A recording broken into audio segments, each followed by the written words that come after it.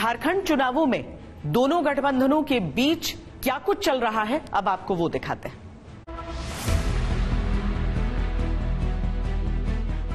जो जनता है वो फिर से इस सरकार को चुनेगी।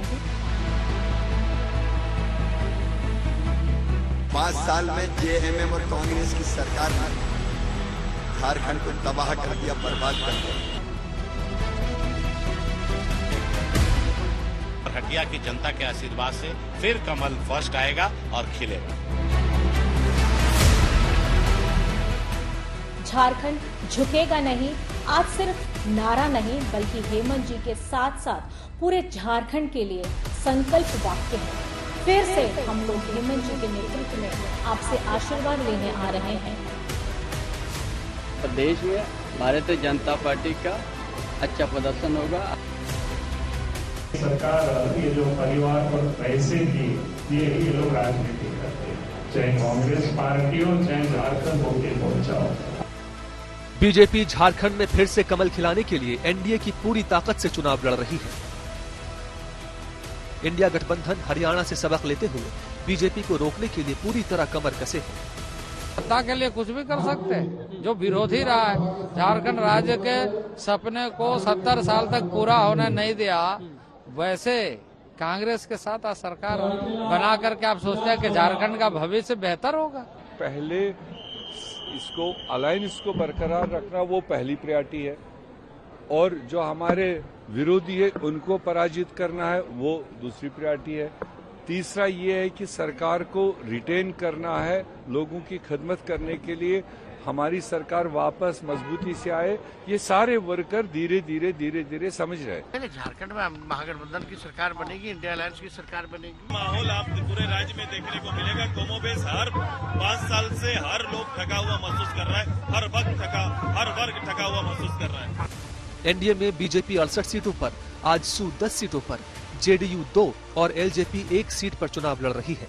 इंडिया गठबंधन में कांग्रेस 30 पर, जेएमएम 40 पर, 11 सीटों पर आरजेडी और लेफ्ट पार्टीज चुनाव लड़ रही हैं। 81 विधानसभा में जो हम लोग इंडिया गठबंधन में हम लोग साथ रहे हैं, जेएमएम, कांग्रेस, आरजेडी के दलों के साथ इस गठबंधन में एक और सहयोगी गठबंधन में शामिल हो रहे हैं। लेफ्ट पार्टी की भी इसमें भूमिका होगी। झारखंड में ये जो ठग और लुटेरों की जो सरकार है, इससे झारखंड को मुक्त करना है। उसके लिए चाहे महिला मोर्चा हो, युवा मोर्चा हो, चाहे जितने साथ जो मोर्चा है, सब मोर्चा के कार्यकर्ताओं से कहा गया कि भाई आप जो बचा हुआ समय है पूरे चुनाव में इस समय को आप लगा देना। अगर पिछले 2019 में हुए चुनाव के आधार पर देखा जाए तो तब इंडिया गठबंधन की जगह महागठबंधन था, जिसमें जेएमएम 43 सीट पर लड़ी और 30 सीटें जीत ली। कांग्रेस ने 31 में 16 और आरजेडी ने 7 में से सिर्फ 1 सीट जीती थी। एनडीए में बीजेपी ने 79 सीटों पर चुनाव लड़ा और 25 सीटें जीती। तब आजसू ने एनडीए से अलग होकर चुनाव लड़ा था और 53 में से सिर्फ 2 सीटें जीती थी। जेडीयू भी अलग लड़ी, 45 सीटों पर उम्मीदवार उतारे और 1 भी सीट नहीं जीती। इस बार एनडीए गठबंधन संगठित है और जीत की दावेदारी कर रहा है। ये अगर आ गए तो झारखंड नहीं बचेगा, ये जनता समझ रही है, और इसलिए रोटी, बेटी और माटी की सुरक्षा ये प्रण है भारतीय जनता पार्टी का। हमें सरकार बनाना है, झारखंड को विकास का एक नया शिखरों में लेके जाना है। भारतीय जनता पार्टी, लोक जनशक्ति पार्टी, रामविलास, हम लोग मिलकर कर देंगे। तो जहां हम लोग का गठबंधन मजबूती से झारखंड में हुआ है, वहीं परिणामों में भी इसका असर देखने को मिलेगा। हम लोग पूर्ण बहुमत के साथ एनडीए की सरकार झारखंड में बनाएंगे। बीजेपी ने इस बार सोशल इंजीनियरिंग को भी काफी महत्ता दी है और एक ऐसी रणनीति तैयार की है जिसमें चंपाई, लोबिन और सुदेश की तिकड़ी बहुत महत्वपूर्ण हो जाती है। चंपाई को कोल्हान का टाइगर कहा जाता है और इस क्षेत्र में 14 विधानसभा सीटें आती हैं।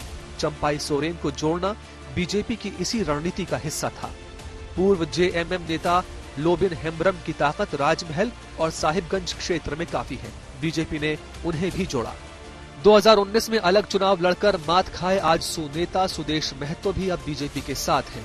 आजसू का कुर्मी जाति के 25% वोट पर अच्छा असर है। 2014 में बीजेपी और आजसू जब साथ चुनाव लड़े तो बीजेपी ने 37 और आजसू ने 5 सीटें जीती थी। एनडीए से अलग इंडिया गठबंधन साथ मिलकर चुनाव लड़ता दिख तो रहा है, लेकिन सीट बंटवारे को लेकर कई बार खटास भी सामने आई। विश्रामपुर सीट पर तो आरजेडी और कांग्रेस आमने सामने ही आ गए। झारखंड में 13 और 20 नवंबर को 2 चरणों में चुनाव होना है। भ्रष्टाचार बाकी जैसे मुद्दे छाए हुए हैं।